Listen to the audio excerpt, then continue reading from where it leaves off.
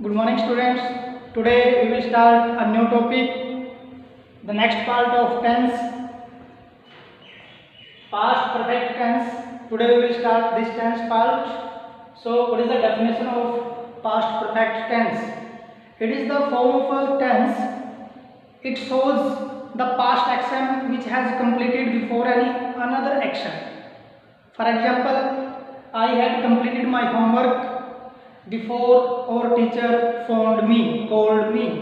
So एक ऐसा कार्य पास्ट के अंदर जो किसी दूसरे कार्य से पहले या बाद में कंप्लीट हो चुका था, तो उस एक्शन को एक्सप्रेस करने के लिए हम यूज करते हैं पास्ट परफेक्ट टेंस। फॉर्मेशन क्या है? सेंटेंसेस के फॉर्मेशन हम सबसे पहले देखते हैं। इसकी मेन पहचान क्या है? This one. So according to sentence, affirmative sentence, affirmative की फॉर्मेशन क्या है? सबसे पहले सब्जेक्ट आएगा, may be any noun pronoun, उसके तुरंत बाद आएगी had plus third form. So past perfect tense की पहचान है हैड प्लस थर्ड फॉर्म। किसी भी कंडीशन में हैड और थर्ड फॉर्म रहेगा। Subject had plus third form plus object. Negative sentence में subject had not third form plus object. Interrogative sentence में WH word had subject third form object sign of interrogation. This is the formation of sentence and we have to use had plus third form. Okay, so अब हम आगे बढ़ते हैं। Where we use past perfect tense to fill in the blanks up to 9th to 12th class at academic level. So uses, सबसे पहले हम uses पर आते हैं। हम कैसे यूज करें past perfect tense? So first use क्या है इसका? To express the past action, अतीत के किसी कार्य को एक्सप्रेस करने के लिए which had finished before the second action, जो पास्ट के ही दूसरे कार्य से पहले पूरा हो चुका था, और या फिर it had finished after the second action, या फिर दूसरे कार्य के बाद में पूरा हुआ था। तो यहाँ पर आप दो चीजें याद रखेंगे। बिफोर, सो बिफोर से पहले पास्ट परफेक्ट उस समय यूज करेंगे जब दोनों एक्शन पास्ट के दिए होंगे सेंटेंस के अंदर। एक पास्ट का हिंट होगा तो बिफोर से पहले पास्ट परफेक्ट टेंस यूज करेंगे। यदि पास्ट परफेक्ट सेंटेंस एक साइड में दिया हुआ है तो आफ्टर वाला सेंटेंस बिफोर से पहले पास्ट परफेक्ट टेंस, सेकंड जो टेंस होगा वो सिंपल पास्ट का होगा। आफ्टर के बाद पास्ट परफेक्ट टेंस आएगा जब आफ्टर से पहले सिंपल पास्ट दिया होगा। अब एग्जांपल में हम समझते हैं इस दोनों को, बिफोर और आफ्टर का क्या रोल है यहाँ पर। The peon had rung the prayer bell before I reached at school. So आपके सामने बिफोर वाला सेंटेंस मैंने एग्जांपल के रूप में दिया है। बिफोर से पहले हैड प्लस थर्ड फॉर्म हम यूज करेंगे। कब करेंगे? जब उसके बाद जो सेकंड एक्शन होगा वो सिंपल पास्ट का होगा। तो सेंटेंस क्या बना? The peon had rung the prayer bell before I reached at school. मेरे स्कूल पहुंचने से पहले पियोन प्रेयर बेल बजा चुका था, वो कार्य हो चुका था। यह होने से पहले यह प्रेयर बेल बज चुकी थी। तो यहाँ पर सेंटेंस क्या बना? बिफोर से पहले, मेरे स्कूल पहुंचने से पहले चपरासी प्रेयर बेल बजा चुका था। This is the example. Next, the lady sang a song after she had prepared herself। Lady ने क्या किया? गीत गाया। क्या करने के बाद? अच्छी तरह अपने आप को प्रिपेयर करने के बाद लेडी ने गीत गाया। तो सबसे पहले उसने क्या किया? अपने आप को प्रिपेयर किया, उसके बाद क्या? वो गीत गाया। तो बिफोर से पहले हैड प्लस थर्ड फॉर्म आएगी जब दूसरी साइड में सिंपल पास्ट हो। आफ्टर के बाद पास्ट परफेक्ट आएगा, हैड प्लस थर्ड फॉर्म आएगी जब उससे पहले सिंपल पास्ट दिया हो। तो ये दोनों सेंटेंसेस के एग्जांपल ऐसे हैं जो अपने आपस में अपने आप जुड़े हुए हैं, पास्ट टेंस से जुड़े हुए हैं, past simple past perfect. Okay, अब आगे बढ़ते हैं हम। Second use, to express the unfulfilled wish और डिजायर। अनफुलफिल्ड जो एक अधूरी इच्छा होती है, हम यूज करते हैं आई विश। एग्जांपल में क्या है? I wish, we wish, they wish, she wishes. I wish I had passed the IAS exam. तो यहाँ पर क्या हो गया है? एक अधूरी इच्छा को शो कर रहा है, काश कि मैं IAS का एग्जाम पास कर पाता। कि पास्ट की अनफुलफिल्ड डिजायर चली गई है, जो पूरी नहीं हुई। सेकंड है she wishes she had won the first prize, काश कि वो क्या कर पाती, फर्स्ट प्राइज जीत पाती, मीन्स उसने फर्स्ट प्राइज नहीं जीता, वो उसकी जो विश है, वो डिजायर है, वो अनफुलफिल्ड रह गई। इट मीन्स अनफुलफिल्ड विश या डिजायर को एक्सप्रेस करने के लिए पास्ट परफेक्ट टेंस यूज करेंगे। इसके साथ में हम यूज करते हैं जो सिंपल पास्ट के वाला सेंटेंस होता है, would that I were a bird, वो एक अनफुलफिल्ड डिजायर होती है, सिंपल पास्ट में यूज होती है। लेकिन यहाँ पर ऐसे सेंटेंसेस में हम पास्ट परफेक्ट अनफुलफिल्ड डिजायर या विश को एक्सप्रेस करने के लिए यूज करेंगे। आगे बढ़ते हैं। Third, to express the impossible condition. Conditional sentences मैं आपको अलग से भी लिख के बताऊंगा। अब यहाँ पर सिर्फ पास्ट परफेक्ट का कंडीशनल सेंटेंस हम करते हैं।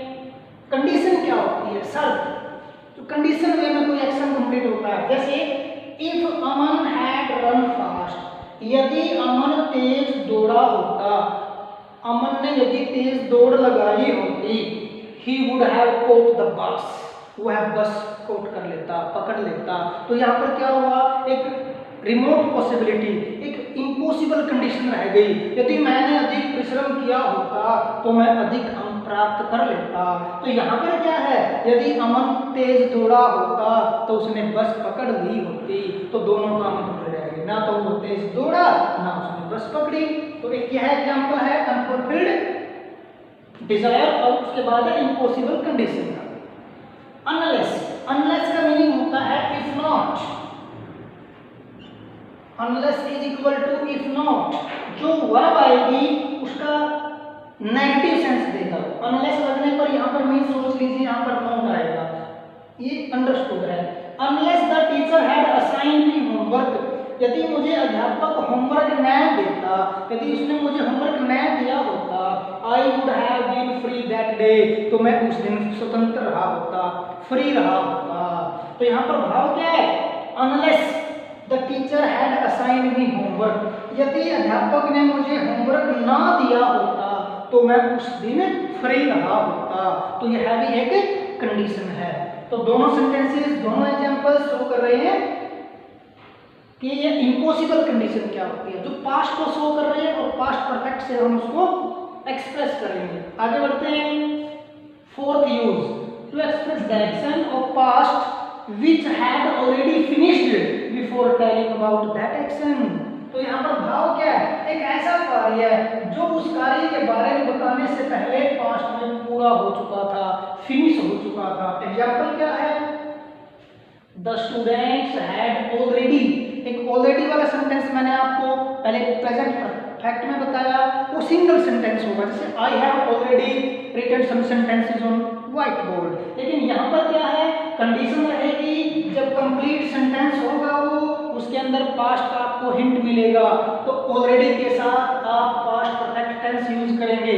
एग्जांपल ध्यान से देखिए, the students had already bought text books, विद्यार्थी पहले से ही टेक्स्ट बुक खरीद चुके थे। कब, when the teacher asked them, जब अध्यापक ने उन्हें कहा, उससे पहले से ही सभी विद्यार्थी क्या कर चुके थे, टेक्स्ट बुक से खरीद चुके थे। मीन्स यहाँ पर ऑलरेडी के साथ पास्ट परफेक्ट टेंस यूज हुआ है। When the teacher asked them, तो हिंट क्या आ रहा है, ऑलरेडी वाले सेंटेंस में पास्ट परफेक्ट क्यों यूज होगा, क्योंकि यहाँ पर सिंपल पास्ट है, तो ऑलरेडी के साथ सेंटेंस पास्ट परफेक्ट में चला जाएगा। दोबारा से करते हैं, the students had already bought text books when the teacher asked them, यहाँ when की जगह before भी आ सकता है। तो सेंटेंस क्या बना, अध्यापक के कहने से पहले ही विद्यार्थी क्या कर चुके थे, अपने टेक्स्ट बुक्स खरीद चुके थे, ले चुके थे। नेक्स्ट, फिफ्थ यूज है, to express the action of past which had finished by any certain time, जो अतीत में किसी निश्चित समय में वो कार्य कंप्लीट हुआ था, उसके लिए हम बाय द टाइम यूज करते हैं। शुरू में आए या लास्ट में आए, बाय के बाद टाइम शो होगा, जैसे by 10 PM in the evening yesterday I had finished my homework. तो यहाँ पर एग्जांपल क्या है, by 9 AM I had called to my friend Ravi. 9 बजे तक मैं अपने मित्र रवि को फोन कर चुका था। इट मींस यह 9 बजे तक कार्य फिनिश हो चुका था। तो एक सिंगल सेंटेंस होता है बाय द टाइम के लिए, पास्ट परफेक्ट हम यूज करते हैं। ओके, यहाँ पर 5 यूजेस आपको बताए गए हैं with example why we use past perfect tense. अब हम कुछ कंडीशनल सेंटेंसेस होते हैं जो आपको मैंने शुरू में प्रेजेंट और पास्ट के समय नहीं बताए। अब यहाँ पर हम फर्स्ट कंडीशन क्या होती है, इफ या अनलेस का कोई भी सेंटेंस आए उसके बाद ये इफ क्लोज मानी जाती है। इफ क्लोज के बाद जो मेन क्लोज होती है वहां पर विल के साथ फर्स्ट फॉर्म आएगी। तो विल के साथ फर्स्ट फॉर्म मीन्स यहाँ पर will first form, can first form, shall first form, may first form आएगी। तो इधर हम सिंपल प्रेजेंट टेंस यूज करेंगे।